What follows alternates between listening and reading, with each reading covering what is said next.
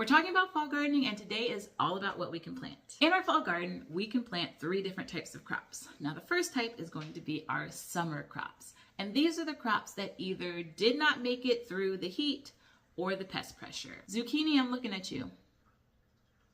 The pest of the summer and the heat of the summer can really do a damper and slow down the production of certain crops. So these things we can replant in the late summer if we have between 12 to 16 weeks left before our first frost.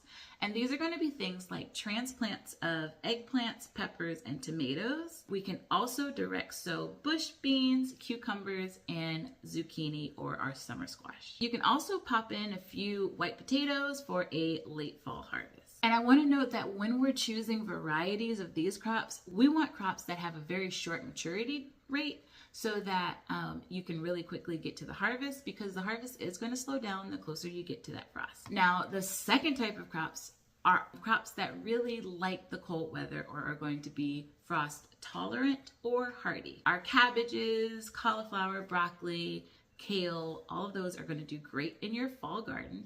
We can also plant a lot of our root vegetables. So our radishes, turnips, carrots are going to do fantastic in the fall garden. Now, if you are in my zone, I actually did really well overwintering onions.